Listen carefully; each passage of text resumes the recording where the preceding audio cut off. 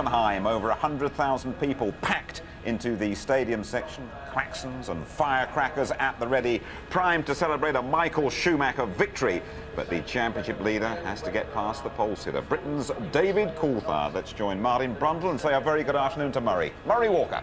Good afternoon, Jim. Good afternoon, everybody. Well, this is very literally the calm before the storm. It's all quiet down on the grid. The drivers are there, the mechanics are there.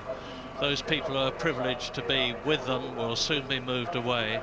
When I say it's the quiet before the storm, it could be in two ways. First of all, the storm of the race itself, and then the big question mark, is there going to be a storm weather-wise? Certainly not, we hope, like Friday, because that was quite incredible. The pits were awash with water. The tunnel, which joined the far side of the track to the paddock, was 4 feet deep in water.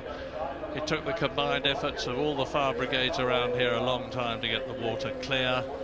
And we know that there's a possibility of rain this afternoon. And this place is very, very dangerous indeed when it's wet, because the course goes slashing its way through dense pine forest once they've turned out of the stadium section that you're looking at now. And those tall pines hold the water. The wind can't get through to clear the droplets away, and visibility is virtually nil. Martin, you've done it. Yes, it's, I have to say, Hockenheim in the rain. It's you know how much I miss driving. It's one of the few days where I'd rather be up here cuddling you, Murray, than on the grid or in a Formula One car, but don't take that the wrong way. And I've spoken to 3 teams down on the grid, and anywhere between 20 past the hour and 22 is when they're expecting it to rain. So 20 past 2 here locally, up to 20 to 3. They're expecting it to be spitting with rain lightly at the beginning of the race, which it is indeed doing as we speak, but very, very lightly. We've got a track temperature of 21 degrees centigrade, so it just burns away quite quickly.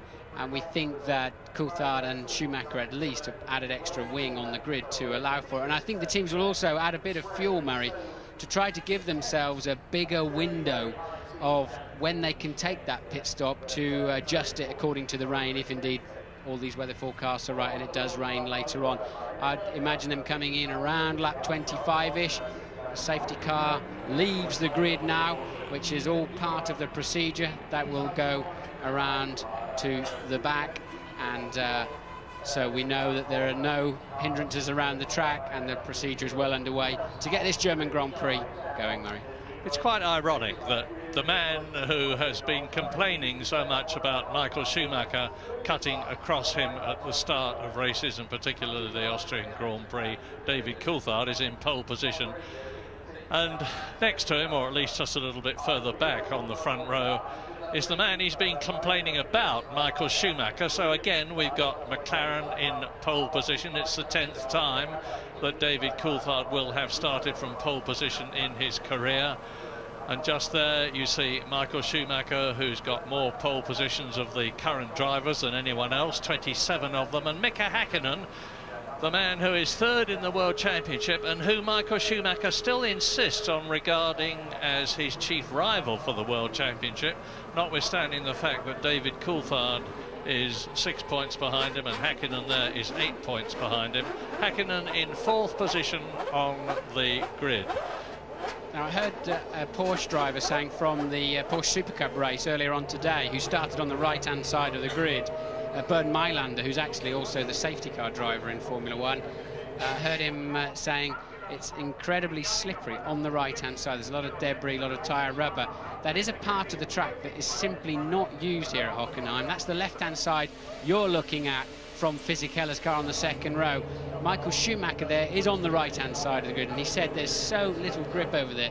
You just never come down there because it's such a fast turn 1 here shortly afterwards. So all the running done down the left-hand side, but that won't necessarily stop Michael Schumacher from getting away well. Well, watch those lights. This is not the race start, of course. This is the formation lap. Yeah, we've got a stall. Car stalled on the grid there, right at the back. It looks like Jenson Button to me. It is indeed Jenson Button's Williams. He's stalled on the grid, And as everybody has passed him, that means to say that he will have to join from the back. He may even have to start from the pit lane if they don't get the car going quickly. Yeah, sort of thing I'd have expected Jensen to do early on, but not this far into the season. But it may not have been his fault. Sometimes the clutch clearance is so tiny on these cars, and if it drags a little bit, you pop it into first gear and it just kills the engine. There's a tiny, tiny flywheel on these Formula One engines that rev to the best part of 18,000 RPM. And they're so easy to stall. But Button away, as you say, Murray, he can catch the field up very easily. That's no problem, as long as he knows the rule book that he must stay at the back. And I'm sure the Williams team will be reminding him of that. Yeah, now there's two things to watch in this race in particular. There's the race at the front, of course, Coulthard, Schumacher, Mika Häkkinen, and hopefully Fisichella up there in the Benetton. There he is. And I remind you that starting from 17th position is Heinz Harald Frentzen, who was on the front row of the grid in the Jordan last year and finished third in the race. And in 18th position is the Ferrari of Rubens Barrichello. And they're going to be scything their way through the field, probably on a very, very light fuel load.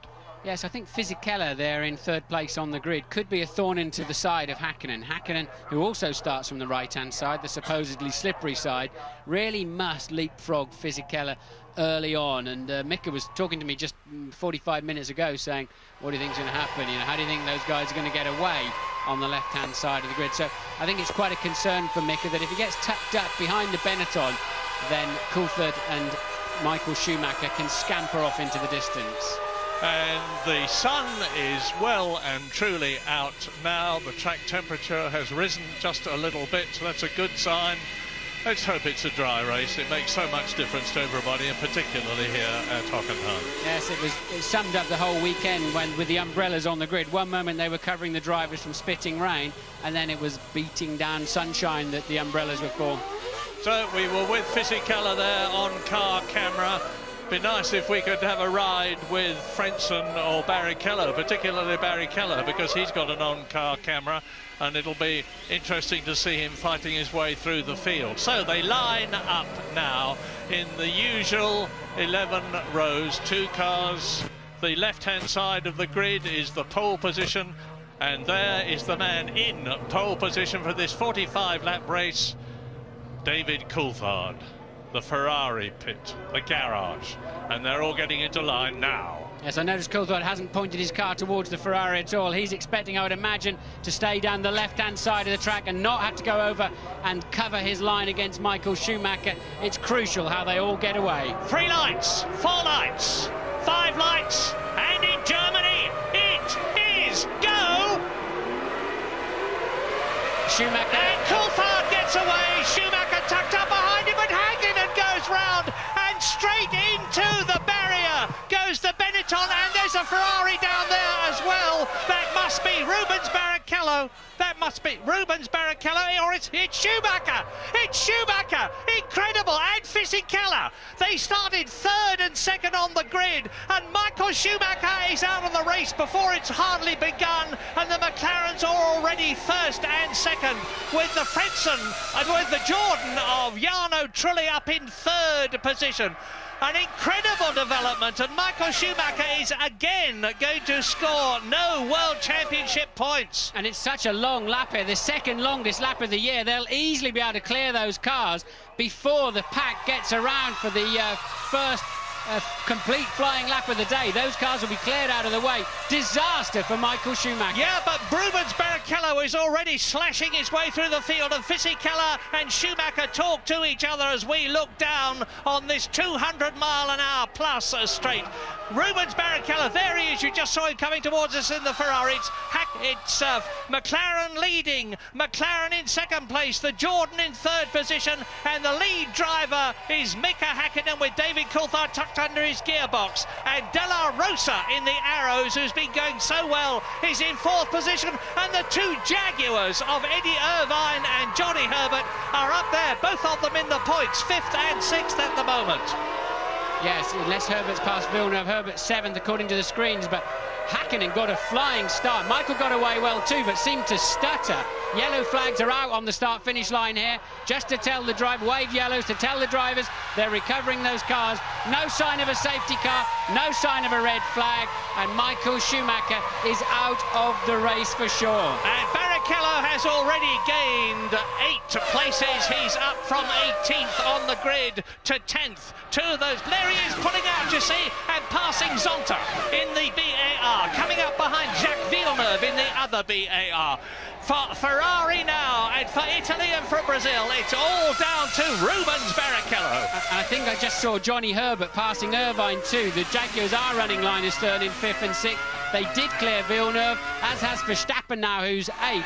But yes, Johnny Herbert now the leading Jaguar in 5th place. But look, you see, look at the arrows there surging through. And Jos Verstappen, who started well down through the field, is up into 7th position.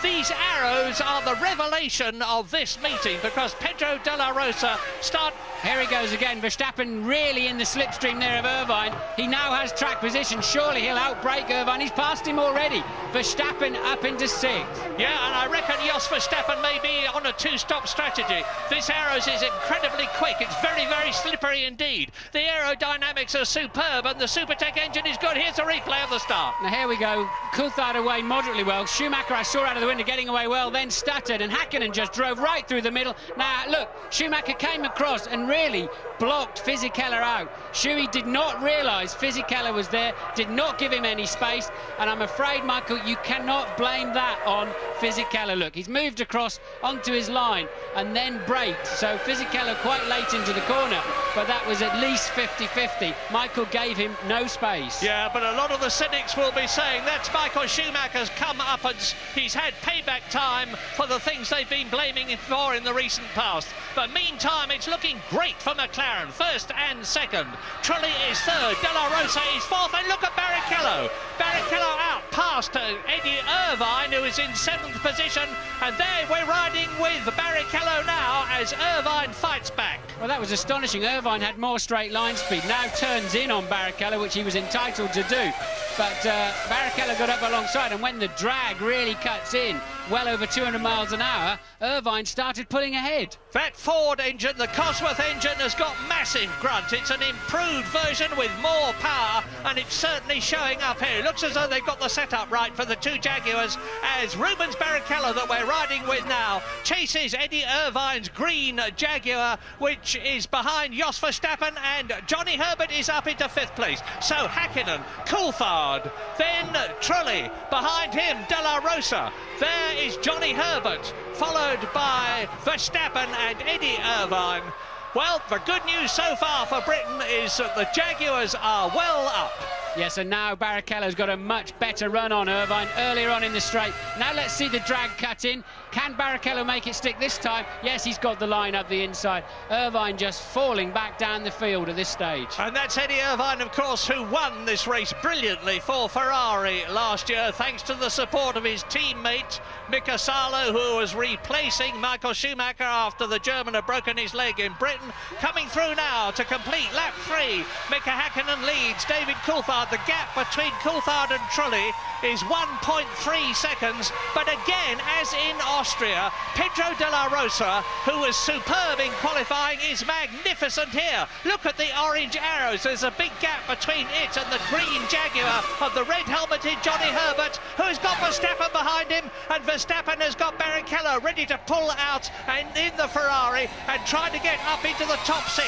If in the red Ferrari, Barrichello can get past the orange arrows there of Jos Verstappen, the Dutchman, who was not in very good odour this morning because in the warm-up he drove into Jacques Villeneuve's BAR. Yeah, very silly accident on the outlap first thing this morning, and damaged both the arrows and Villeneuve's BAR quite extensively, and he had to go and apologise, that's for sure. And look, Verstappen again struggling to slow that Arrows down. I think they've got tremendous straight line speed, but struggling a little bit into the braking area, and Barrichello lines up his next victim, but this one's got more straight line speed than the Jaguar he's already overtaken of Irvine. Yeah, and we've learned here that next year Arrows are going to have the Peugeot engine exclusively, and that will do them no harm whatsoever. So they're in great shape, but McLaren are in even better shape because they are on a potential 16 World Championship points at the present moment, with Mika Häkkinen bidding for 10 of them to win the race. But we're now on lap 4, it's a 45-lap race, so we've gone about 1/10th distance, 1/11th distance. Coulthard on a very fast lap at the moment, edging up a couple of tenths in each section on Mika Häkkinen. Interesting problem here for the McLaren bosses, Murray. They've got two drivers that can take the championship, as they had 10 years ago with Senna and Prost. But now, with Schumacher out of the race once again, what are McLaren going to do about their front two, who are now just 6/10 of a second apart? And truly is hanging on remarkably well there in the Jordan, as is De La Rosa in the Arrows behind. I think Pedro De La Rosa is absolutely magnificent, the young Spaniard. Well, he's 29 years old, but this is only his 26th Grand Prix, and he's in a car which up to now has not been expected to be at the front of a Grand Prix as it is. Now watch Schumacher on the left of this replay. You see there, Häkkinen comes straight between him and Fisichella. Schumacher moves across, hits Fisichella. The Italian goes onto the gravel, into the tyre wall. We're with Fisichella now. And watch this, enjoy your first Formula One accident fully on board as we stay with this camera shot all the way. Here comes the barrier, look, there's nothing you can do, you're jumping on the brakes, bang! And the tyres and conveyor belt come into the cockpit. Once again we sit. Now watch Häkkinen from 4th place hook it up and just drive beautifully through the middle as Coulthard defends his line, and Schumacher, watching Coulthard, moves across the track and unaware that Fisichella is there. I mean, he should have allowed for that. I really can't think Michael has too much to gripe about as the Ferrari team put their head in their hands. Yes. I don't think they can gripe too much about Fisichella there. That's Willy Weber with his head in his hands, the man who's guided the career of Michael Schumacher. He's the only team manager to have his own Learjet. Plenty of the drivers do, but Schumacher is so wealthy that even on 20% of his income, Weber can run a Learjet. Now look at this. This will be Barrichello, I assume, overtaking Verstappen, and he makes it stick into the second chicane. So Barrichello now is up to 6th place. From 18th, he's made 12 places on this, the 6th lap. James Allen? Murray, you saw the Ferrari mechanics there with their heads in their hands, completely contrasting reaction of McLaren. They feel that's payback time for what Schumacher did to Coulthard and Häkkinen at the start in France. They've had this terrible farrago between them, and Coulthard taught Schumacher a lesson in the toughest possible terms. They're absolutely ecstatic down here. Well, it's all down to Barrichello now, and look at him attacking the Jaguar in front of him. Now the Brazilian, and he's going through on the inside. He forces a brilliant move there. He forced Johnny Herbert wide, and he's now up into 4th place, and Herbert has got De La Rosa behind him in 6th position. Nigel Stepney on the right. Now, there go Herbert, and leading them both is Barrichello, so he's up into 4th, and attacking again. De La Rosa having a go at Herbert. That's Verstappen having a go at Herbert, and Johnny was on the defensive. I think Barrichello surprised him up the inside into the first chicane. Textbook manoeuvre there from Rubens Barrichello. Brilliant driving at the moment, and Johnny then on the defensive. It gave Verstappen a run at him. Johnny managed to fend that one off, and look how quick, and Verstappen won't get through there now, but look how quick Barrichello is moving away from them. Yeah, this is an example of how they slow each other up, because Barrichello was 1.2 seconds slower than Häkkinen and Coulthard with a clear track in front of them, and he is now in that position. There he is, but with Johnny Herbert, Häkkinen leading, Coulthard second, Jarno Trulli still in the Jordan, 2.4 seconds behind David Coulthard, who is 1 second behind Mika Häkkinen. This race has got a long way to go yet. We're on lap 7. I think there could be a lot of action yet. I saw when we were on board with Barrichello, they were moving the film protecting his camera shot, and it was raining slightly. Remember, it could well still rain in the next half an hour in this race, and I think we could see quite a lottery at that point as to who can stay on the track and if and when they come in. And this is another shot then of Barrichello passing Johnny Herbert into the first chicane. Johnny beginning to turn in and had to turn back out again. Great move there from Rubens. And Johnny Herbert is still in the points in 6th position. So let's have a quick look at the top 10. It's the 2 McLarens, Hakkinen and Coulthard. Then Jarno Trulli's Yellow Jordan. Look for it. It's getting further and further back. There it is in the distance. De La Rosa in the arrows is 4th, and Barrichello is 5th in the Ferrari. 6th is Johnny Herbert, and 7th is Jos Verstappen. Both the arrows in the top 7. Eddie Irvine 8th. Jacques Villeneuve is 9th, and his teammate Ricardo Zonta is 10th. Remember what Craig Pollock was saying about the BARs. They're both in the top 10. Yes, Barrichello, now he's got some clear air. It'll be interesting to see his lap times, Murray. Remember, he's really only just 11.2 seconds behind Hakkinen, who's leading the race. So Barrichello, if he's got a strong pace, can still come through and do some damage for Ferrari this afternoon. Yeah, he's closed the gap from 1.2 seconds a lap longer to 0.6 of a second longer. And look at the way he's stretching away now from the powerful Jaguar of Johnny Herbert. There is Jos Verstappen, the Dutchman, behind him. And Tom Walkinshaw will be really delighted at the way his team is going here at Hockenheim.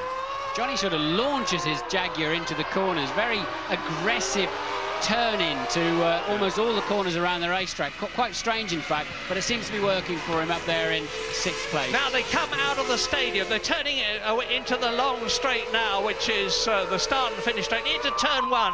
And then the rest of the course is stadium into 4 legs, separated by chicanes, and at each of those legs they're on full throttle for at least 14 seconds. And there's the answer. Look, Barrichello fastest lap on a 45.3, and the gap now down to 11.1 seconds to Hakkinen. So Barrichello has a very fast Ferrari, but how much fuel does he have on board? Yeah, exactly. 4th in the World Championship at the moment, behind Mika Hakkinen, Coulthard and Championship leader Michael Schumacher, but I don't think he's going to be leading at the end of this race as we go to a break.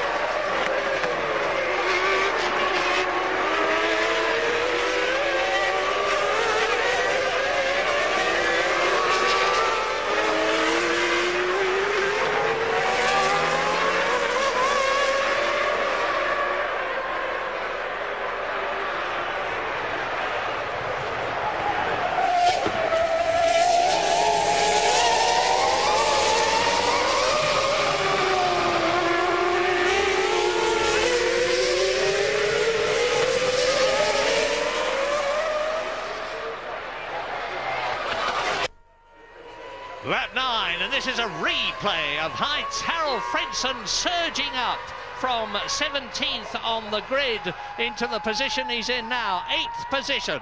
And Jos Verstappen has got the Jordan right behind him now. And the men to watch at the moment are Barrichello, who is the fastest man on the track, 5th and catching De La Rosa. There is the second orange arrows, that of Verstappen in 7th place. with Frentzen behind him. Yes, Frentzen, I see, missed a chicane at some earlier on at 14.06 earlier on the race. If they're going to penalise him, they'll have to penalise him very soon. He looks like he's got away with that at the moment. He's flying through the field. Verstappen in the Arrows has lost a major part of his engine cover, which will be affecting the aerodynamics, and it's left debris on the track. Now, it was Verstappen himself that ran over a piece of debris this morning going down towards turn 1, as Frentzen lines himself up and surely can brake late enough to take the line down into the first chicane. Yes, he can. And it was Verstappen who touched a little piece of debris this morning, and his front tyre exploded immediately. It's highly critical round here. Remember that it was Hakkinen who went out of the race last year with a delaminated tyre. The tyres are under severe pressure, and Verstappen's got a problem with that engine cover missing, and now Frentzen is up into 7th place. And here we see from another angle Frentzen getting the track position, getting the line, and not snatching his brakes, taking a good clean run. Well, Heinz-Harald Frentzen, a German in Germany at Hockenheim, is now in 7th position. His next target is the man in the red helmet and the green Jaguar, Johnny Herbert, who has announced that he's leaving Formula One at the end of this year and going to race in champ cars in America. Is he going to be able to retain his 6th place? I don't think so much longer.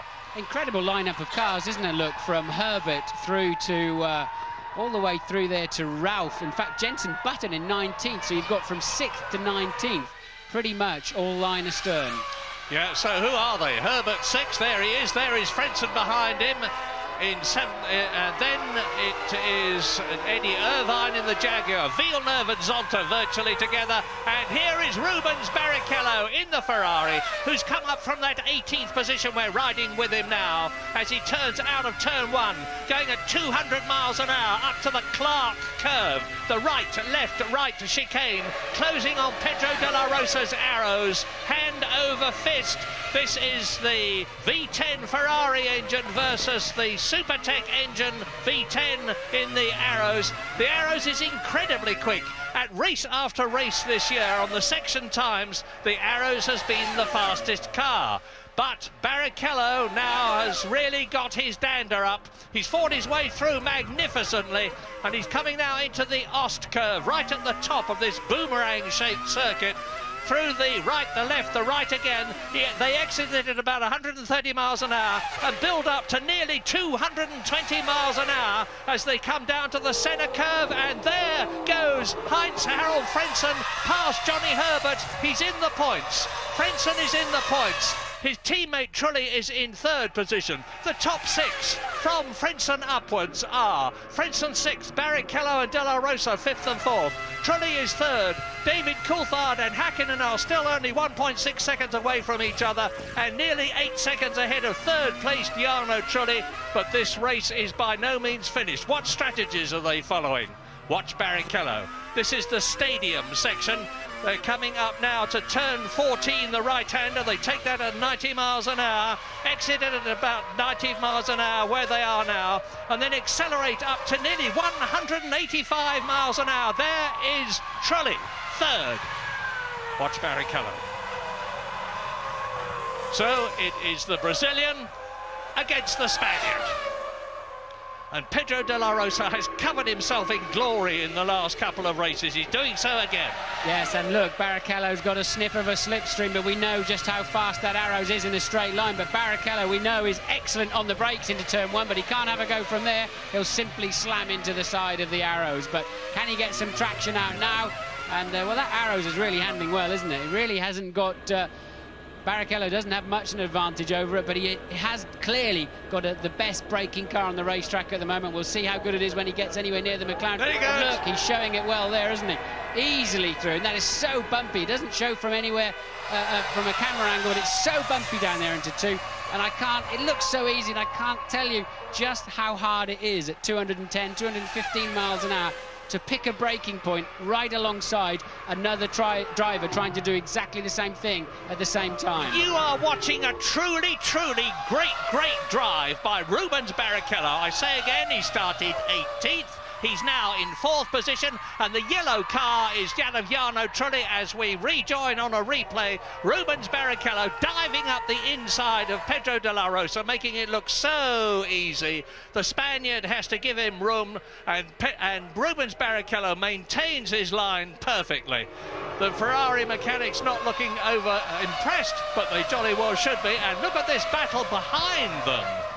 It's the 2 Jaguars, and Eddie Irvine now is attacking Johnny Herbert as Zonta, Wurz, Deniz, and behind him the 2 Prosts of Alesi and Heidfeld.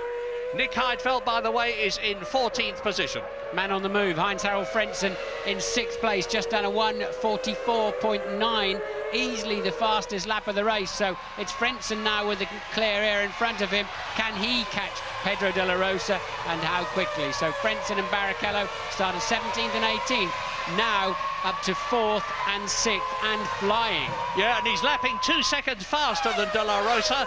He's 10 seconds behind him, so in about 5 laps' time, Frentzen, if he keeps going the way he is now, will be right up with the 5th placed Arrows as you look at the German now. 1:44.9, the fastest lap of the race. The fastest lap last year was 1:45.2, so Frentzen is faster this year than David Coulthard, who made the fastest and record lap at Hockenheim, was last year. You were looking at the new lap record holder. Here is the race leader, Mika Häkkinen, McLaren, David Coulthard, McLaren. Still just over a second between them on this, the 13th lap, and out goes Johnny Herbert in the Jaguar.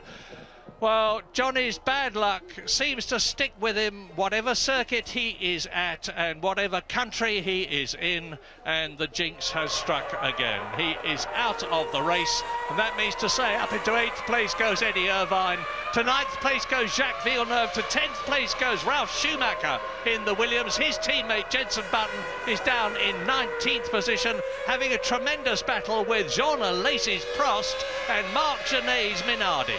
That's one of those moody slow-mo replays they like to show here. That was Trulli bouncing across the curbs. I don't know whether you noticed his rear wheels were completely off the ground.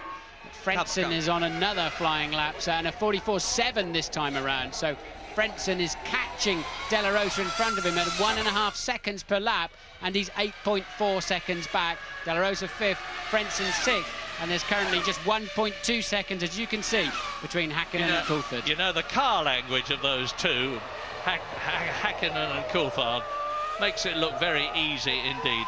What's going through David Coulthard's mind, Martin?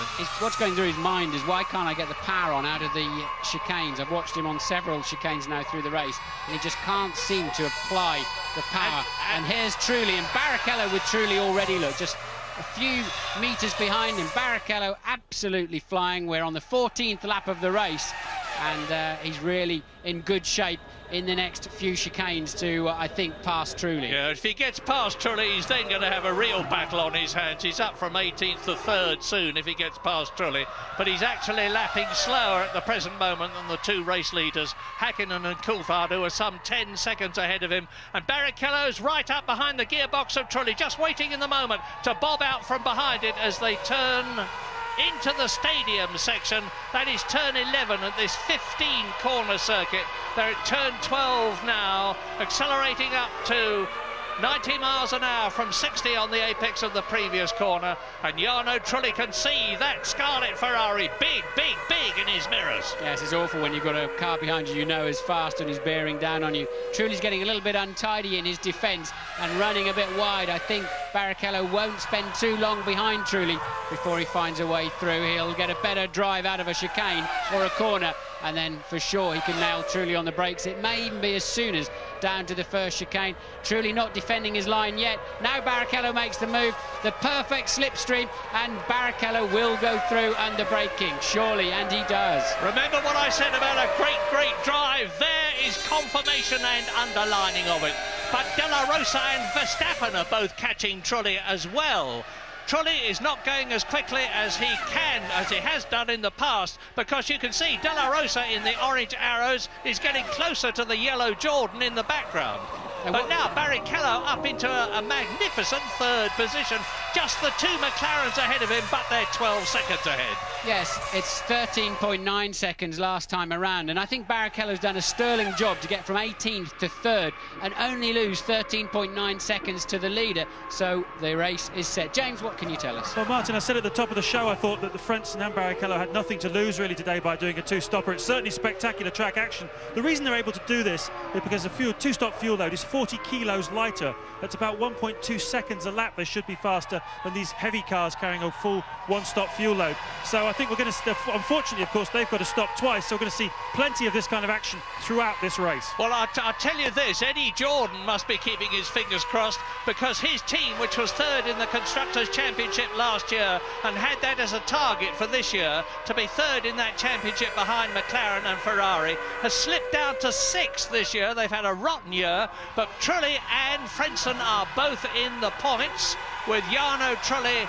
on a potential 3 points, Heinz-Harald Frentzen on 1 point, and if they can keep this up, they're going to move up the championship, possibly even to 3rd position ahead of Williams, as you see a replay of Barrichello moving ahead of the young Italian Jarno Trulli, who's got so much potential and is realising it at Jordan. Lap 16, Häkkinen and Coulthard still separated by just over a second. 14 seconds ahead of Rubens Barrichello, who is 2 seconds now ahead of Jarno Trulli, who is 1.4 seconds ahead of De La Rosa and 4 seconds ahead of Frentzen. And Frentzen and De La Rosa are catching Jarno Trulli.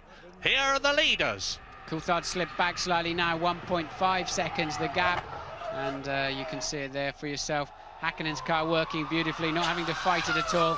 Whether Coulthard's regretting putting a little bit more wing on the start line, we'll have to wait and see. If it does rain before 22, as they predicted, then he could be very grateful of it in a few laps' time. Right now, it's sunny as anything, but looking over to the left, there's a big black cloud, Murray. Whether it finds its way over to us or not, we'll have to wait and see. Well, a lot of very unhappy Germans here with Michael Schumacher out of the race right at the very beginning, but a lot of other very happy Germans, because it's a Mercedes-Benz engine that is powering the McLaren of Mika Häkkinen and David Coulthard, all the top brass from Mercedes-Benz, and a lot of people from the factory, and of course thousands of spectators are rooting for them. Yes, hearing from the people sitting in our studio, apparently there are people leaving the circuit already. Some Schumacher fans leaving the racetrack. Well, you can hear the rockets in the background. They're usually fired to signify some sort of celebration here at Hockenheim. I don't know what they're celebrating at the moment from their point of view, except, of course, the way Mercedes are going. And now Barrichello has really pulled the bung out. He's just made the fastest lap of the race, 1 minute 44.6, which is 0.6 of a second faster than the previous lap record. And he's carving the gap down between himself and Häkkinen and Coulthard as we join him here in the Ferrari. Now he's doing very nearly over 200 miles an hour at this point, as he rips a visor off rips a tear off from the visor of his helmet, turns into the chicane, right, left, right. Now look back, there is Barrichello. That is the visual gap between the flying Ferrari and the two McLaren Mercedes up ahead. And Rubens Barrichello, with 3 second places behind him already this year, is that much ahead of Trulli, who is that much ahead of De La Rosa, who has got Frentzen right behind him. Ferrari mechanics coming out into the pit lane, so the Barrichello is extremely light. So Ferrari mechanics out, and Barrichello, it must be for Barrichello. Of course, Schumacher is buried in the wall. They've cleared his car away from turn 1, and Barrichello will be in at the end of this lap. So his pace, his very strong pace, really wasn't strong enough considering he's coming in at lap 17. I would have thought the McLarens will go at least another 7 to 10 laps yet. So that's how much more fuel they're carrying, enough for a quarter of the distance of this race. Now you see it for yourself. So Barrichello having to give up that 3rd place. They ran him light. I suspect they might be doing the same with Frentzen to enable him to get through the traffic earlier on and then resume his race. Wherever he comes out, he's like the people around him, he's got to stop one more time. Yeah, and of course that has let Jarno Trulli through in the Jordan, and Barrichello has got it all to do again. We'll wait for confirmation when we see them on the circuit, but Rubens Barrichello now having stopped on lap 18 as you look at Eddie Irvine, and now the arrows and the race order at the present moment on lap 18 out of 45 with a long way to go. Mika Häkkinen and Davy Coulthard first and second, separated by 2 seconds, so Coulthard is dropping back. Jarno Trulli goes up into third position, and it's time for us to go to a break.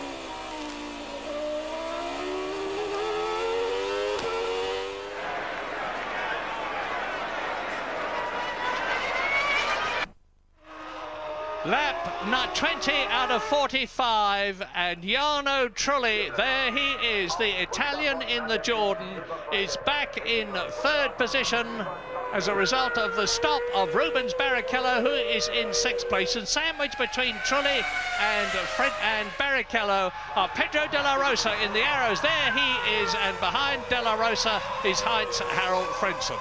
Yes, and while you're away, Frentzen made his expected pit stop because of his lower fuel load at the beginning of the race. Remember, he started 17th, came through the field, had to pit at the end of lap 19, came out of the pits and just managed to stay ahead of Verstappen. So Frentzen rejoins in 6th after a stop, and Barrichello rejoins in 5th after his stop. So now everybody is on a level playing field. They've all got to stop one more time this afternoon. Well, coming up for half distance, this is a magnificent tour de force demonstration by the two McLarens.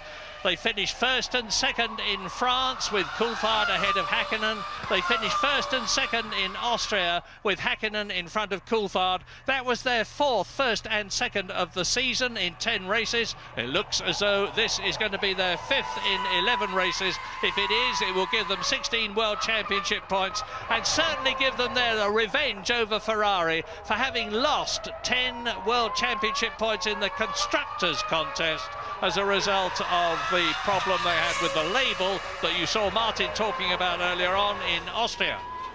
Yes, and Coulthard's going to be ruining that difficult start as a BAR passes a Benetton down there, which must be, let's see. Yeah, I'm just trying to work it out. Well, there's Verstappen. There's Irvine behind him. There is Jacques Villeneuve. That is Ralf Schumacher. And look at this lot with Alexander Wurz behind Zonta and Salo behind them. And Salo is in 13th place in the Sauber. Behind him is Deniz in the Sauber. And behind Deniz is Heidfeld.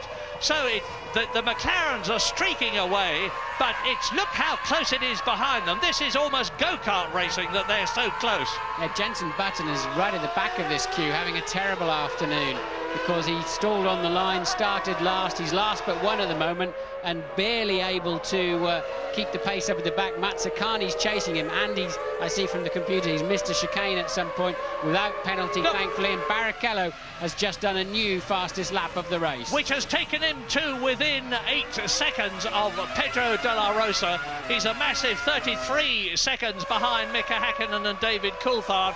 But remember, he has made his stop and they have not. So when they come in and stop and refuel and take on 4 new tyres and wheels, it's going to be pretty close. Häkkinen leads, Coulthard second, Trulli third, De La Rosa fourth, and Rubens Barrichello in 5th place, who was third, is closing up with news from James Allen.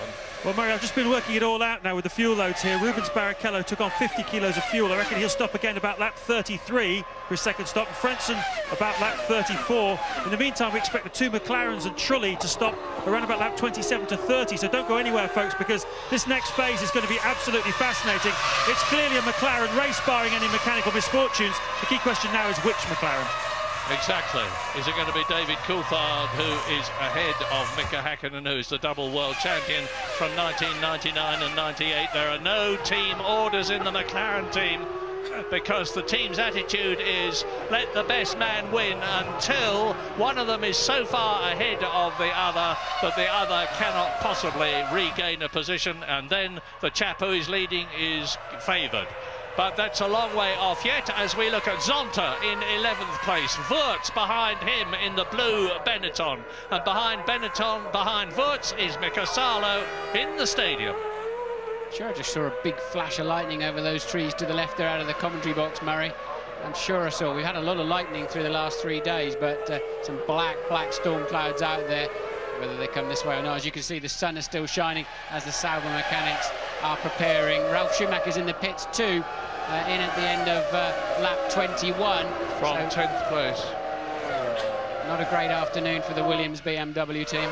No, it's the BMW engine's first Grand Prix appearance at Hockenheim for a very, very long time. The last time they were there was with the Brabham of Nelson Piquet in the turbo days, and they're getting back into Grand Prix racing, and this is one of the circuits which is toughest of all on engines. They're on full throttle for over 60 seconds in the lap. Those mechanics are brave in the pit lane, no doubt about it. A car coming towards them at 120 kilometers per hour, 67 miles an hour. Imagine just sitting down there with an air gun in your hand and something's coming towards you, the best part of 70 miles an hour. So Häkkinen leads by 1.7 seconds. Trulli a further 22.9 seconds behind. De La Rosa fourth, Barrichello fifth. Frentzen rounds out the top 6, currently 47 seconds behind the leader as Villeneuve defends his position there against Eddie Irvine. He's passed him somewhere in this lap. We're going to take a short break.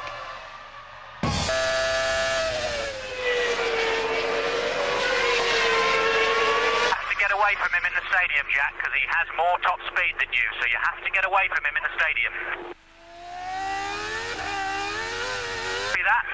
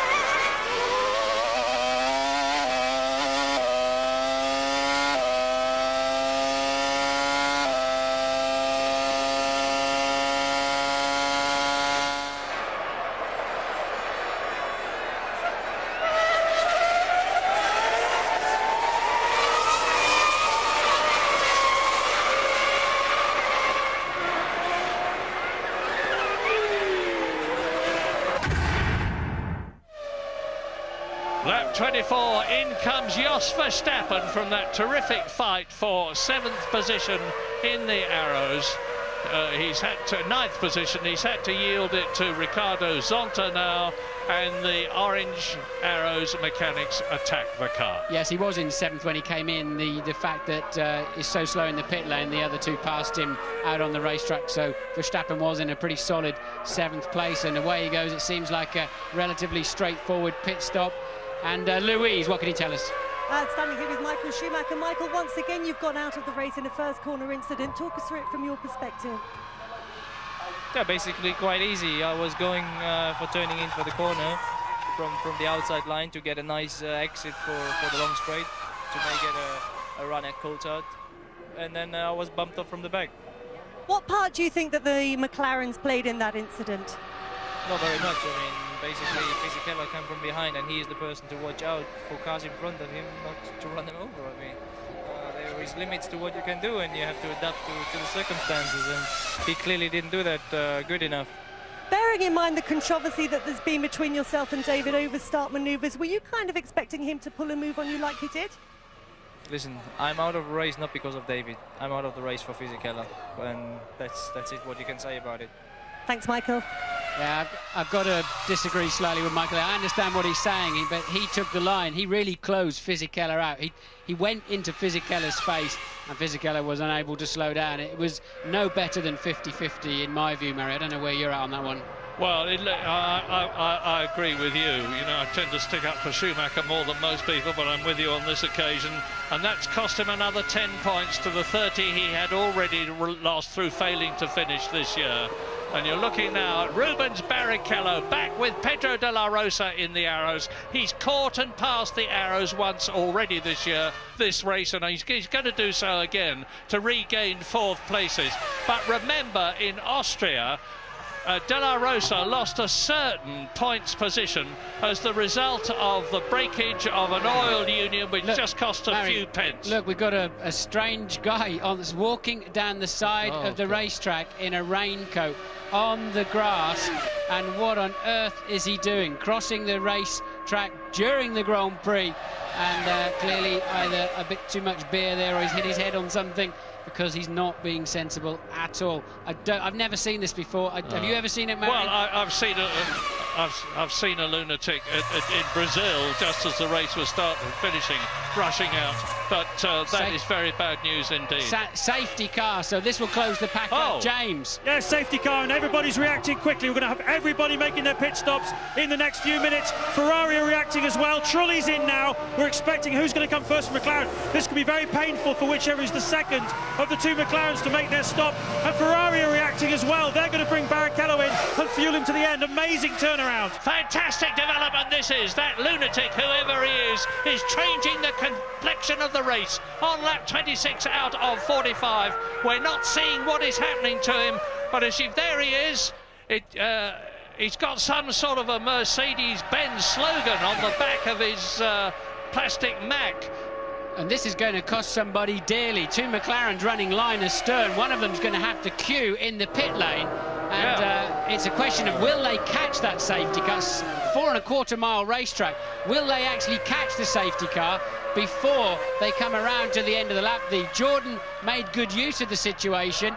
And here comes Hakkinen. What's going to happen? Only one of them can be serviced at a time. There's one pit garage per team, one crew of 22 men. Hakkinen comes in. Coulthard surely will have to come in. If he goes around, he's going to catch the safety car and end up at the back of the queue. No, Coulthard has to go around. He's just got to hope and pray he doesn't catch that safety car before he gets round again. He surely will. Well, they've done what I would have expected. They had to give preference to Hakkinen. He's leading the race. But the question now is, are they going to catch that lunatic who's walking round the course and get him off it?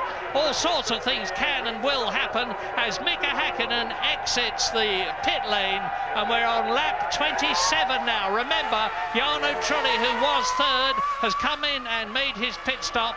He was at the time some 30 seconds behind the McLarens. The safety car is there. Coulthard is behind him. Coulthard's going to end up last in this race when they restart. And there's Barrichello in again.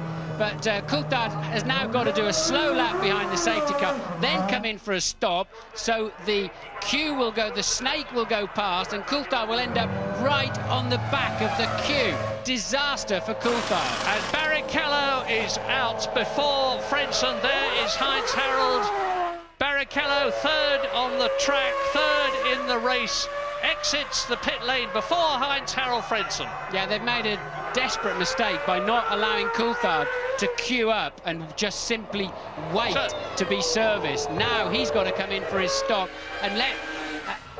And James, what can you say? Well, I was just about to say, Martin, why didn't he come in and queue up? And I really think that's what Ron Dennis told the mechanics he was going to do. I saw him come shooting off the pit wall and telling the tyre guys, get DC's tyres ready as well, because he's coming in as well. And then he went just on straight past. Maybe it was a communication error, maybe there was a little bit of everybody talking at the same time because there was such chaos down here. But Coulthard has certainly paid a heavy price. I said the guy from McLaren who came in second was going to lose out, but I really didn't expect it to be this much. And where is Mr. Halfwit now walking around the track? We don't see him, but this is yet another indication of something that I keep on saying, that Formula One and motor racing are not just about the best driver, they're about the best driver allied to the best car, allied to the best team and the best backup. And here comes the safety car towards us with David Coulthard, who's potentially last in the race, and there you can see another additional car, and whoever it is going to be put into that car. He's made his point, whatever it is, and I hope he feels happy about it. I just can't imagine what is going on in his mind, but my goodness, it doesn't half change the race for us. Safety car. Coulthard will have to come in now, or will he stay out? Well, he can stay out. I'm sure he's got more fuel than he's coming in. Look, yes, the mechanics are ready for him, but if the safety car's going in this lap, there's David trying to get himself as much space as possible. Yes, he is coming in, so the safety car's staying on track. Now, Coulthard's got to somehow stop, but he won't be allowed back out of the pit until after the snake have gone past, probably. And disaster for Coulthard. And Trulli is up into second place ahead of Rubens Barrichello as the McLaren mechanics do the best they possibly can for David Coulthard, who has been cruelly cheated of his position.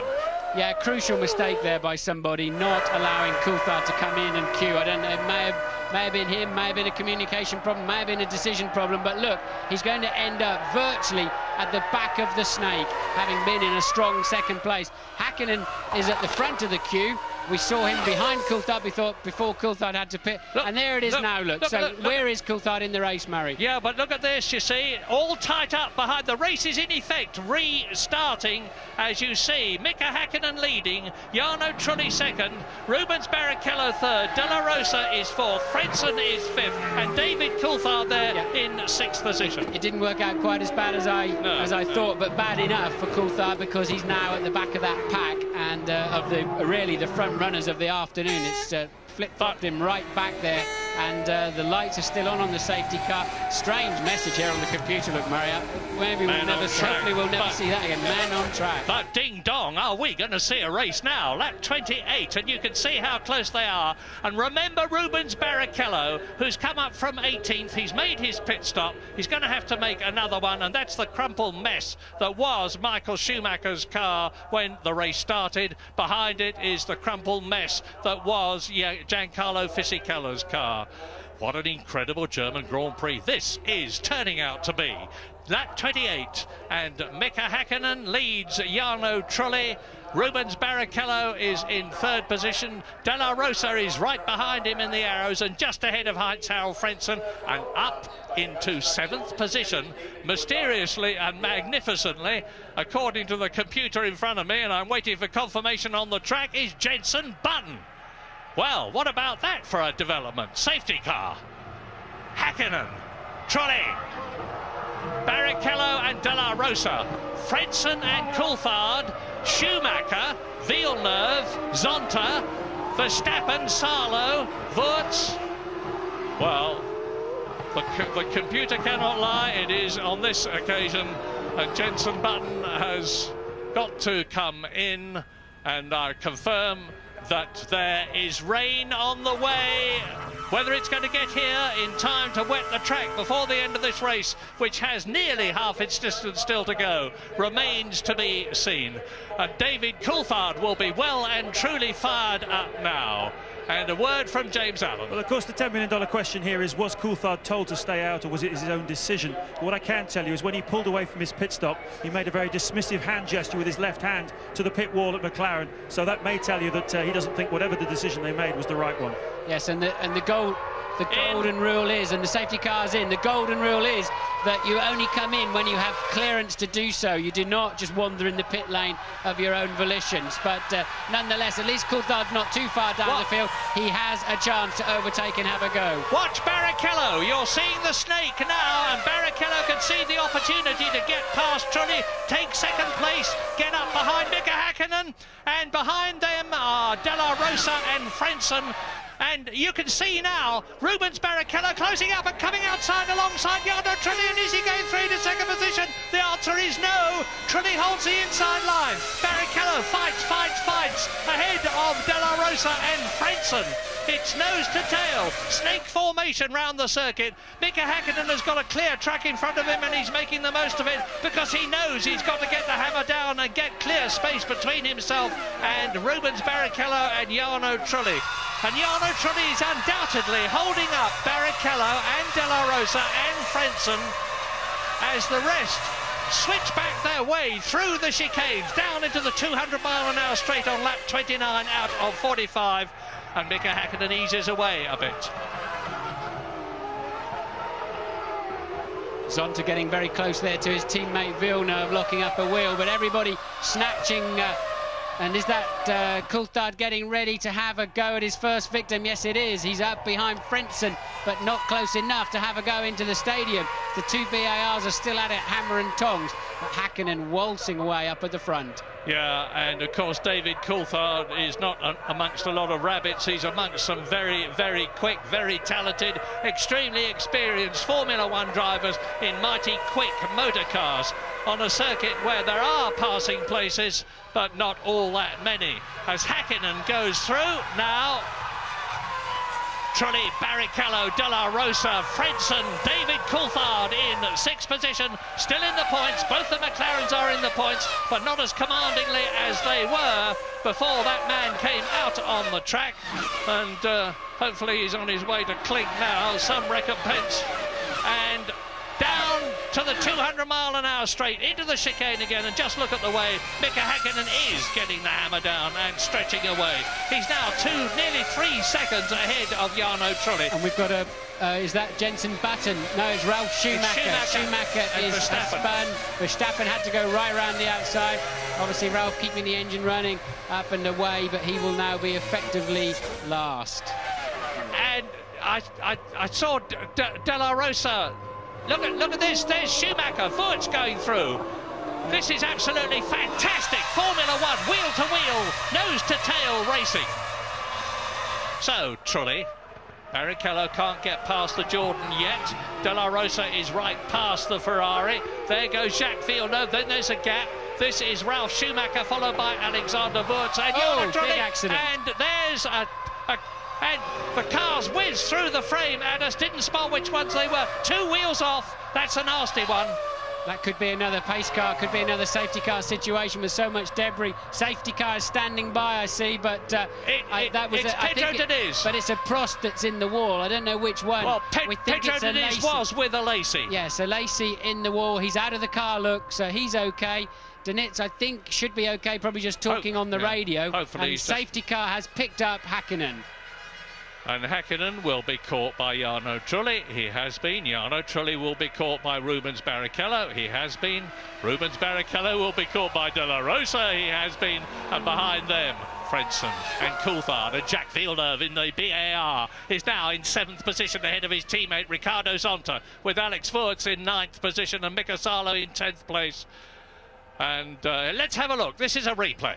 Yes, let's see. I think, look, Diniz cuts in, look, and just drives into the side of a Lacey. That's why Lacey was upset. They were side by side. Diniz went to take line with a Lacey completely in the way. And there it is again. Surely Pedro knew he was there. Well, Louise Goodman was talking to a Lacey earlier today, and she said, do you want rain in this race? He said, I want thunderbolts and satellites, anything to help me. That's his 8th retirement from 11 races in the Prost team, which he had hoped to do well in. His head is very well forward there. Yeah, that's a big crash, a very big crash. It's well over 200 miles an hour, and I don't think they'd quite made it to braking zone as Denitz pulled over to take his line and just popped De Lacy's car up in the air, which suggests they were little more than side by side. I think Denitz was slightly ahead, but they were still fundamentally side by side, and De Lacy just smashing into the barriers, and we know he's okay. We know he's walked away, but so no injuries to the drivers, but a big and expensive accident. So that's Deniz out of the race, Lacy out of the race, Herbert, Schumacher and Fisichella as the marshals pick up the debris. We're on lap 31 out of 45. Safety car is out for the second time. Yes, the tyre tether's still not managing to keep those wheels on board the cars, but that was a violent accident. They take about 5 tons of energy. Next year they're going to have 2 of those tethers on in an attempt to keep these tyres on. And this will be a replay, I think. Yes, I think it was that was Ralph, we know from earlier on. He was hit from behind by what I would assume to be Zonta. Verstappen just had to go around. He wasn't part of the accident. He had to go around and avoid it. It was a BAR that ran into the back of Ralph. Yeah, and Ralph is back on the track now. You've seen him dashing around, but he's trying to catch up with the end of the snake behind the safety car. He's been into the pits for the second time, presumably for a replacement nose, as we look across the stadium at the safety car. Safety car's in this lap, in at the end of this lap, so 2 more corners for the safety car. Hakkinen will hold them back, then try and give himself a run through the last corner as they clear away the wreckage of that Prost. And Hakkinen is going for it already. Look, he's already built a gap. He caught Trulli sleeping there a bit. Yeah, Hakkinen, who had such a terrible German Grand Prix last year, when first of all his fuel filler stuck, and then secondly he had a delaminated tyre. But he's well in command, and off goes, that's Alexander Wurz. There's been another contact. Wurz from down in the midfield goes off in the Benetton, and that's the second Benetton, of course. Looks to me as though he stalled the engine. He puts his visor up, and he's on the track. Hopefully the marshal, and De La Rosa is having a go at Rubens Barrichello for 3rd position again. My goodness, I mean, people from Lee Field and the Cotswolds area, which is where Tom Walkinshaw has got his racing empire, must be keeping their fingers crossed, because it's a magnificent race for the Arrows. And De La Rosa, who did so well in Austria, is doing even better here in Germany, thanks to the superlative speed of the car. It really is terrific.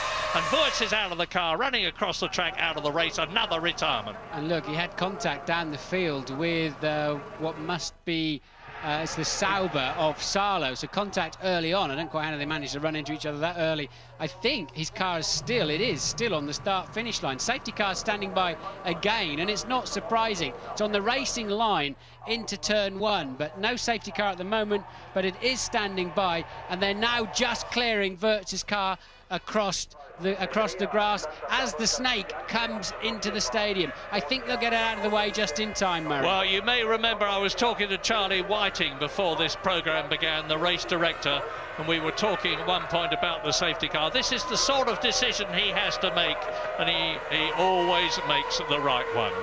So, safety car clear. Hakkinen leads, lap 33, 45 lap race. It's looking very good for Mika Hakkinen, because Rubens Barrichello is the only bloke to me who can challenge him, and he's still caught up behind Jarno Trulli.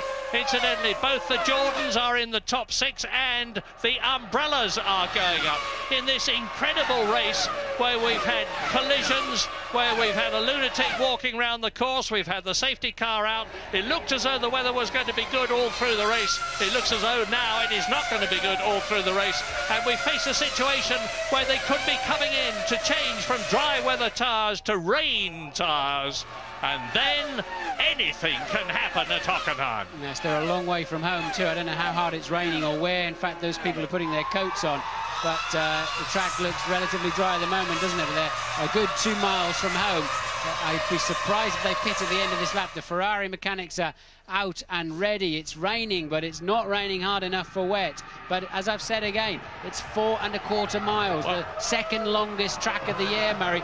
You can't afford to be out in the trees there on the wrong tyres if there's a downpour. Well, yesterday's Formula 3000 race was decided by tyres because Thomas Scheckter, world champion Jody Schecter's son, in his only his second Formula 3000 race, was brilliantly leading it, and his teammate, the Czechoslovakian Thomas Enger, came in and changed from look at the rain, look at the rain, look at the rain. And we can hear thunder here. It's going to be a big one at Hockenheim. It's going to be a big one. And to finish what I was saying earlier on, Thomas Enger came in and changed from wet weather tyres to dry weather tyres, and he was lapping 7 seconds a lap faster than the people who'd got ahead of him, and he caught them all and he passed them all and he won the race. The same thing could happen here. The team managers will be looking up into the skies, trying to make a decision about when they can best bring their men in. Look at the spots of rain on our television camera lens as in comes Nick Heidfeld in the Prost, and you can see that Mika Häkkinen has not got all that much of a lead. Out goes the red and yellow flag, which means trouble on the track in the form of some kind of moisture, and it's not too difficult to guess what that is. And Coulthard has passed Frentzen, so Coulthard through up into 5th place. He's got to be careful here, he doesn't get too brave. And remember, he lost his wing here last year, making a rash move on Salo, who was driving the Ferrari at the time, and cost himself a lot of points. He can't afford that double shuffle in the pit stop. Cost Coulthard dearly today, and he can't afford to trip over somebody. Here's a replay, down into the first chicane. Again, Frentzen there going to the middle of the track, defending his line well there, Frentzen, but David saying, so what, if you do that, I'm going down the outside, I'll brake even later than you. And a good clean move there from Coulthard. That'll give him a lot of confidence to pass the rest of them. And the oil, well, they're called the oil flags, but as you say, it means slippery track ahead. And Häkkinen still up front by some 2.1 seconds from Trulli. Barrichello, the Ferrari mechanics. It's raining hard here now, Murray. They're going to have to think about wet tyres certainly quite soon if it carries on raining like this. Don't leave the room, it's going to be terrific from now on. Lap 34, 11 laps to go. Rain on the circuit at Hockenheim, and it's all potentially going to change. Blown engine, big blown engine for it's Genet. Is it? Yeah. So hopefully he hasn't left a lot of oil on the track. That'll sort them out. A nice emulsion of oil and water. Eddie Irvine recovering.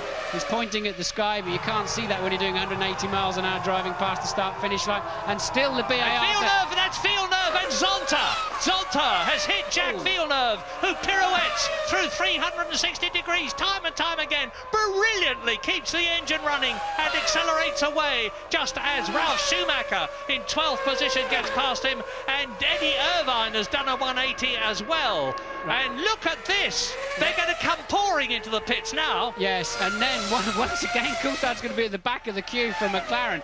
They're all, anybody with 2 cars running is going to have a queue of cars sitting at the pit lane. They've got to come in at the end of this lap. It's now wet enough here in the stadium, I'm sure. It just depends how wet it is down the far end. Some 2 odd miles. Doesn't look too bad, does it?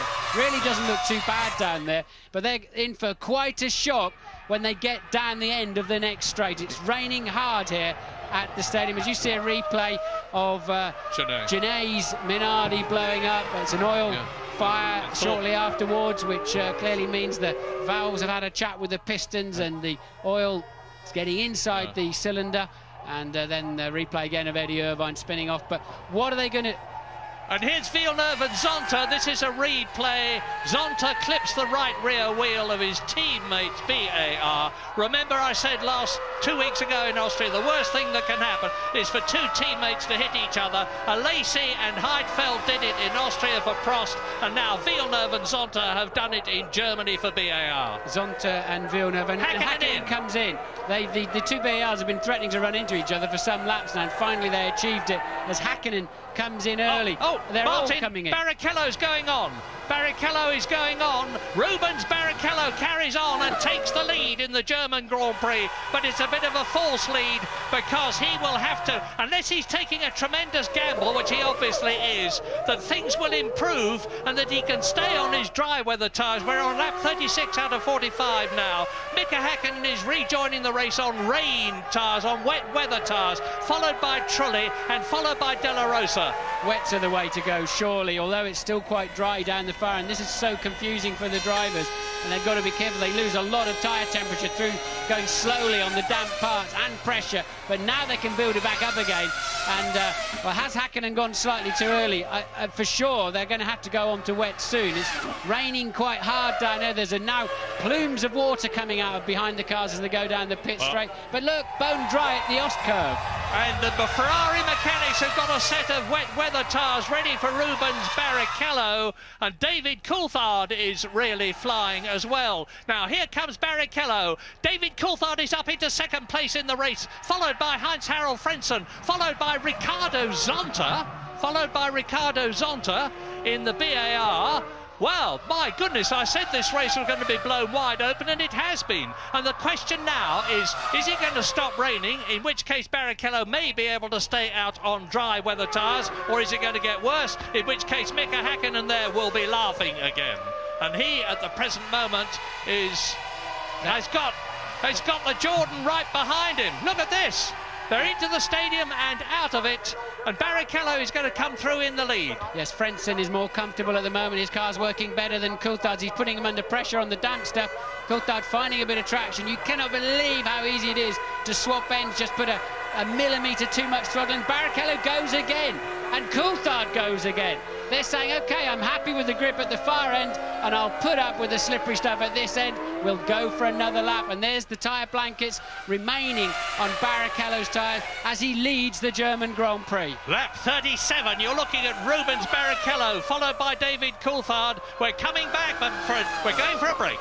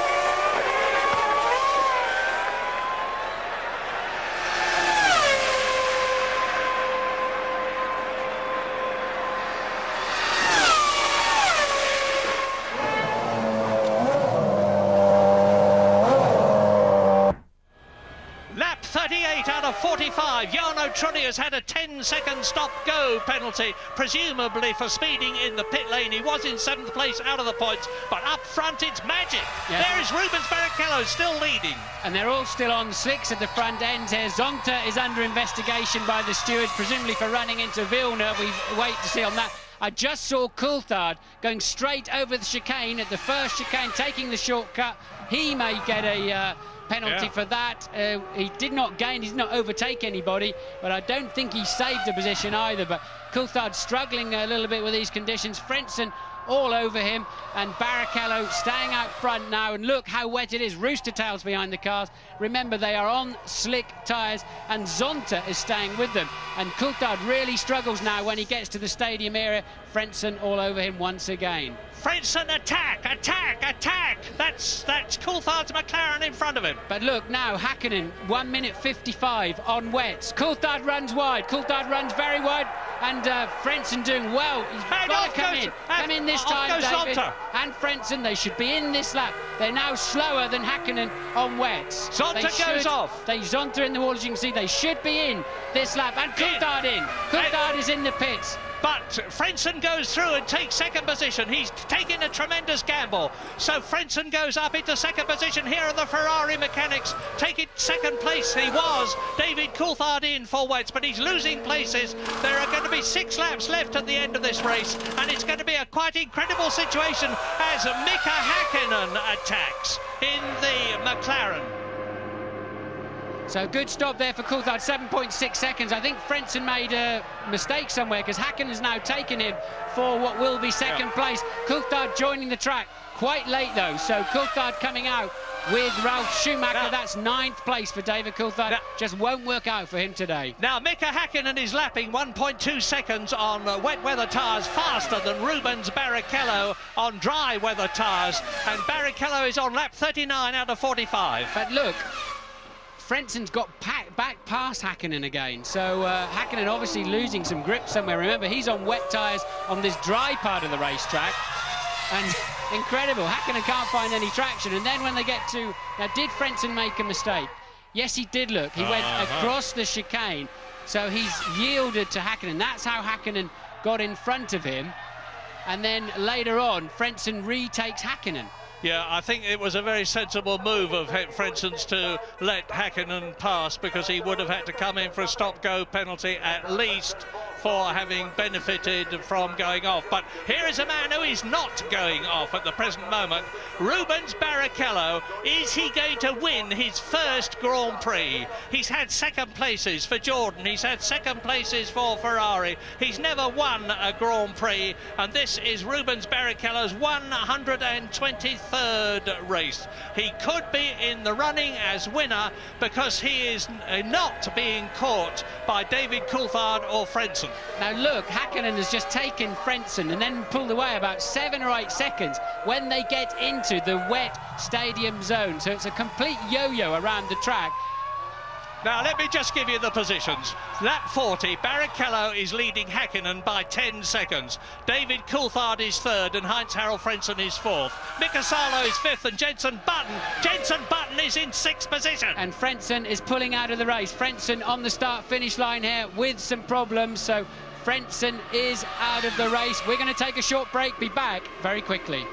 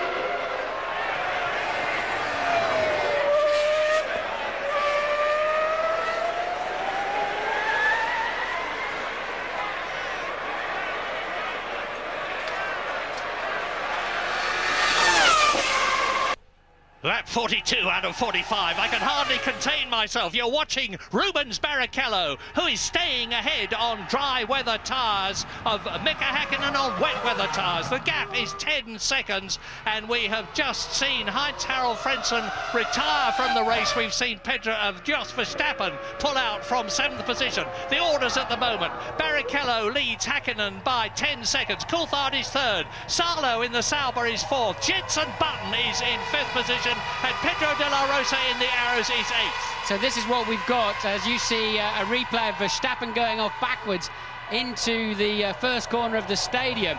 Häkkinen's losing 3 seconds to Barrichello out in the countryside where it's dry, and then making it all back up in the stadium. But it's pretty much status quo, so Barrichello can stay roughly 10 seconds ahead of Häkkinen. Häkkinen on the wet tyres cannot find any grip through the 2 chicanes. Frentzen dropped out of the race while 3rd, so a technical problem for him. Somehow Barrichello is keeping that Ferrari pointing in the right direction on a wet track. Absolutely brilliant driving from Barrichello, no doubt about it. The lead is down to 9.5 seconds now. Häkkinen cannot make the difference when he's got those wet tyres on. Who would ever have thought this when Michael Schumacher and Fisichella collided at the beginning of the race, and the 2 McLarens streaked away until that very strange chap started wandering about the circuit, and out came the safety car. And as a result of that and all sorts of other things in this quite incredible Hockenheim German Grand Prix, you're looking at Rubens Barrichello on lap 42 out of 45, leading Mika Häkkinen and maintaining the lead of just about 10 seconds, and seemingly comfortable, notwithstanding the fact that part of this circuit is dry, part of the circuit is wet.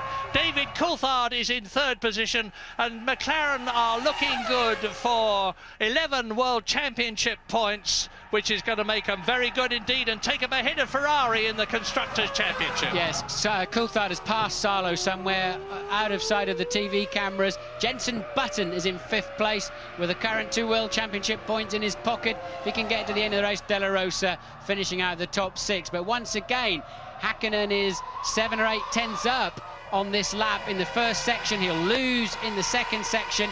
He is ever so slowly catching Rubens Barrichello, but it's very much a tale of a track of 2 parts. Yeah, if he's catching him at half a second a lap, it's about all that he is doing, and the gap is still over 9 seconds, so that's 18 laps, and there's only 4 laps left in the race, only 3 laps left very shortly, because here comes Rubens Barrichello to complete his 42nd lap, start his 43rd, P2, 3 laps to go. That is the sign that is going to be held out to Mika Häkkinen. Yes, and Barrichello still keeping it pointing in the right direction. Remember, he started this race in 18th position. Michael Schumacher tripped up with Fisichella into the first corner of the first lap. They were out immediately. Johnny Herbert broke down early on. Then there are a series of incidents in the midfield, cars tripping over. They were running very close from 5th through to 19th. A series of fairly big accidents, including Jean Alesi, one of them. Then the rain started coming down, and just before that we had a strange guy wandering around the racetrack. They had to bring out the safety car, closed up the pack. Coulthard lost out because he had to wait another lap. Only 1 pit facility per team, and they're putting him back down the field. He's back up now to 3rd place. Häkkinen driving brilliantly until he pitted too early for his wets. Barrichello has stayed out on those slick tyres. I suspect right now the right tyre to be on is the wet tyre, but of course Barrichello didn't have to make that pit stop. It's given him track position and certainly all the ammunition he needs to take his first Grand Prix win, not only for Ferrari but for himself. Yeah, and you just saw Mika Häkkinen come flying round the corner, but if Rubens Barrichello does win this race, it will be richly deserved. Not only has he fought his way up from 18th to the lead, but he genuinely is one of the nicest people in Grand Prix racing, and he's taken a bit of flack this year because people didn't expected him to go better against Michael Schumacher than he has done. But there is David Coulthard in 3rd position. Bearing down on him is Mika Salo on the left, who has now got Jenson Button ahead of him. So Jenson Button is up into 4th place. and he's had 2 fifth places this year. The young Englishman, he's only 20 years old in his first season of Grand Prix racing, and is potentially going to be replaced by Juan Pablo Montoya in the Williams team next year. He's driving an absolute storm of a race. He is a natural. This is the first time he's driven at Hockenheim. He's not used to driving in wet weather. And just look at the way he's going. He's pulling away from Mika Salo, who is in 5th position, and Pedro de la Rosa in the Arrows, who is in 6th place. And Rubens Barrichello is now on his penultimate lap, his last lap but one. Yes, and remember, Jensen's really kept his head well this afternoon. He had a terrible first half of the race. He started plumb last, having stalled on the dummy grid, was running last but one, but now when the chips are down and everybody's having problems, he's really cutting the mustard up there in 4th place, just 5 seconds behind Coulthard. Ride with Rubens, it's a joy, and he's now 12 seconds ahead of and pulling away from Mika Häkkinen on lap 44 out of 45. And you know, I have to say it again, in Formula One, anything can happen, and it usually does, and everything has happened in this quite amazing motor race. Rubens Barrichello turns through the Senna curve. He's coming down now at nearly 200 miles an hour to turn 11 out of 15 on his 44th lap out of 45, with a comfortable lead over that man, Mika Häkkinen, double world champion. And there behind Mika Häkkinen, you can see it's Coulthard. It's Coulthard, I apologise. I was going to say, what's Jenson Button doing there? There is Jenson Button with Salo and De La Rosa, and behind De La Rosa is Schumacher. Yeah, Button 5.1 seconds behind last time over the start-finish line, and they're about even Stevens in the first section, so I don't think Button's got enough laps left to do anything about Coulthard. They're running similar pace, and it's now Häkkinen beginning to fade away. Those wets getting too hot. Barrichello can hack it on the wet track with the slicks, just squeezing that throttle oh so gently as he now heads into his final lap, taking the go-kart line around the outside, using all the old bits of tyre and debris to find that extra grip that you have in these slimy conditions. And the Ferrari mechanics running to the pit wall, Murray. If you believe in Ferrari, get down and pray, because Rubens Barrichello is on his last lap in what looks like being a magnificent first ever and absolutely brilliant victory. The gap between himself and Mika Häkkinen has been reduced marginally, but is still over 11 seconds as you watch the Finn coming home for what looks like a certain 6 World Championship points, which could have been 10. Yes, talk about damage limitation. Certainly with Michael Schumacher out the first corner, this is the best Ferrari could have hoped for, is a virtuoso performance from Barrichello, and he really has given it to them, hasn't he? Those overtaking manoeuvres, albeit with a lighter car in the first part of the race, were sensational, and he had the confidence to stay out on the racetrack. There's Michael Schumacher watching the action, and the fastest man on the track by miles is actually Jenson Button, who just took 2.5 seconds out of Coulthard on the last lap, and will be giving him a real hurry up to the line for that final podium place. And if I'm right with my mental arithmetic, amazingly, Michael Schumacher is still going to be leading the World Championship at the end of this race. Rubens Barrichello is into the stadium for the 45th and last time. He turns into the slow turn 12 left-hander. He can almost feel a wonderful victory as he comes down to the last 2 right-handers.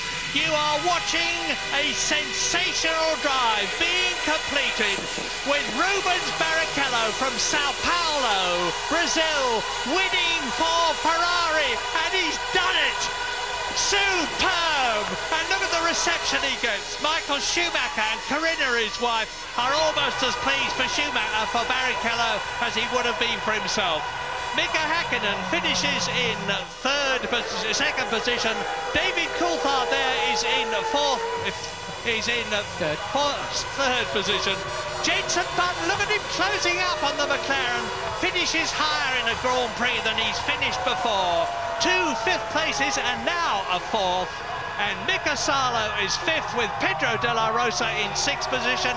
Both the Williams cars are in the top 7 because Ralf Schumacher is in 7th place, and Jean Todt, the boss of Ferrari, with Ross Brawn and the euphoric Ferrari team, can hardly believe their luck, but it was deserved.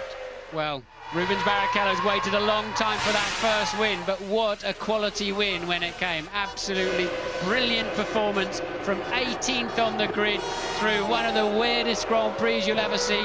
Rain, shine, a man wandering over the track, safety cars, he kept his head, and then when he needed some confidence to take that first win, he had it splashing around, rooster tails coming out of the back of the car, on slicks, as he passed his pit each time, and he stuck with it. James. Ross Brawn, you're actually crying today. What an extraordinary motor race, and what's Rubens done for you today?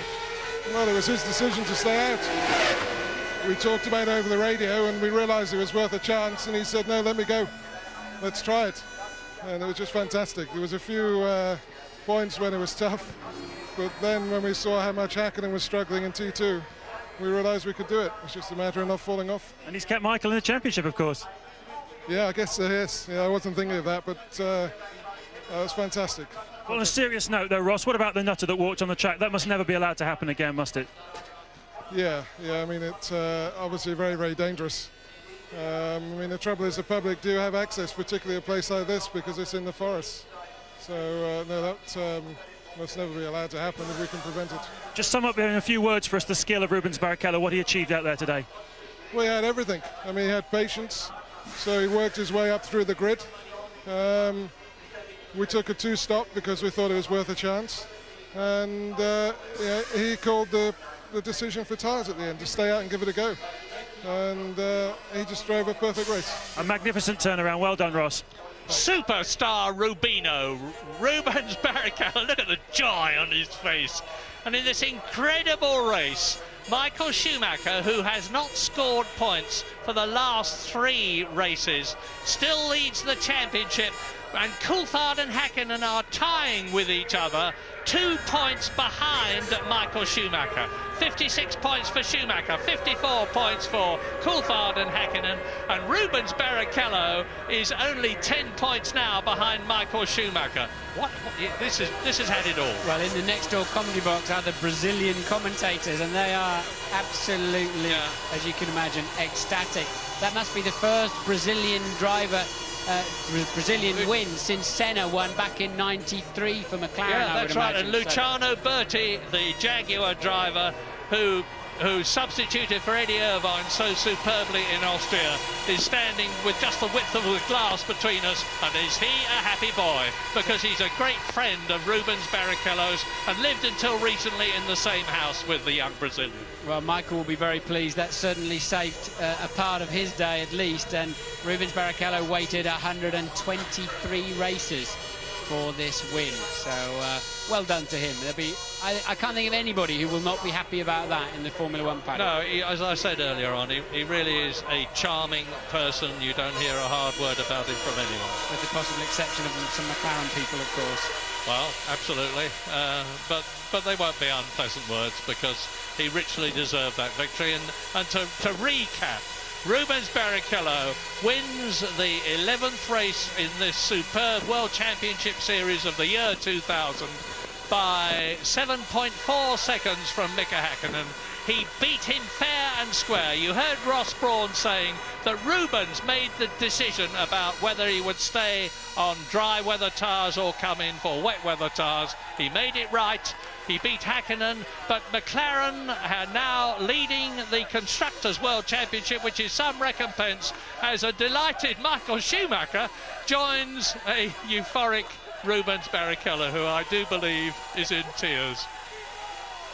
Not strictly legal, you're not allowed to be in the Parc Fermé, but I don't think anybody will mind too much with Michael going in there and enjoying that moment. Coulthard and Barrichello used to fight hammer and nail in the British Formula 3 Championship, of course. Barrichello just taking it from Coulthard, and now this is Barrichello's day. Lovely bit of sportsmanship from Mika Hakkinen and David Coulthard. And one has to say that it might well have been a very different result if that nutter had not taken it in his mind to go wandering about the track. But, you know, it was the same for everyone, and Rubens Barrichello saw his chances and he took it. This young man who comes from Sao Paulo, cut his teeth on kart racing. He lives just a few hundred yards from the Interlagos circuit, where he used to watch his heroes as a boy, little realising that he would become as good as them. And he joins the greats. Not many people have won a Grand Prix race, and our own James Allen is talking to Michael Schumacher to get his reaction. But let's spare a word too for Jenson Button, because whilst Rubens Barrichello came up from 18th to win the race, the best performance of the day, Jenson Button cut him very close indeed. He started 22nd and last. There he is on the right of your pictures now, standing on the scales, and he finishes in 4th position for 3 World Championship points. Jenson Button 4th, Mika Salof, good for Sauber. They've got 2 World Championship points. Great for Arrows, because they had only got 1 World Championship point before today. 3 World Championship points, I apologise. So Arrows have had a great race too. And in the Constructors' Championship, Ferrari actually still lead it, to my surprise, by 4 points. They're on 102 points, Ferrari, and McLaren, notwithstanding the 2nd and 3rd place that Hakkinen and Coulthard had, are 4 points behind them. And really, as it has been for the whole year, this Constructors' Championship is just between 2 teams, Ferrari and McLaren, because Williams in 3rd place, and that's as a result of Button's 4th position, they're holding it, are no less than 80 World Championship points behind Ferrari. Yes, you may be surprised, of course. McLaren lost 10 points this week, Murray, didn't they, from the security seal from Hakken's car in the Austrian Grand Prix, as Rubino enjoys his moment of glory, and so he should. But feel a bit sorry for Jordan today.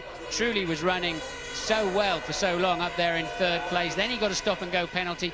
Frentzen then took up the baton, and his car failed for some reason. So Jordan they're now 6th in the World Championship and going away with no points when they actually put in a very, very strong performance.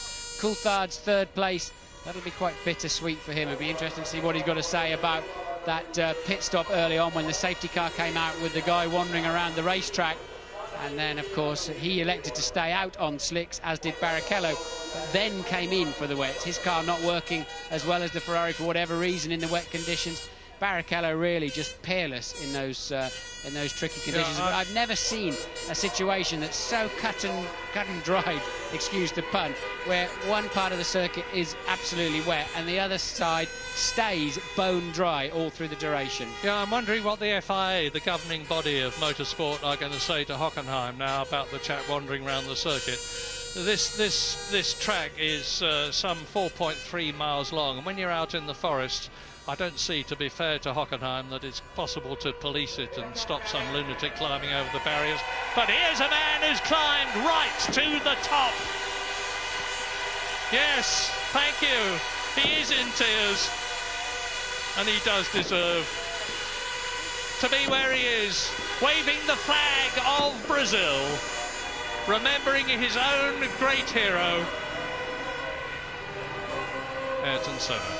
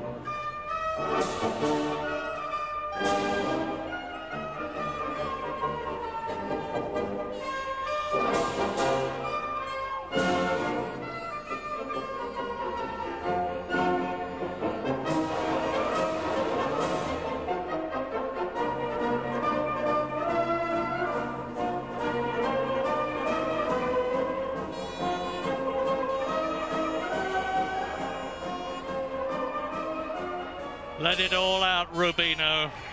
Feel proud. Feel proud. You have every right to. And Mika Häkkinen and David Coulthard, who've been there many times, hear the Italian national anthem for Ferrari.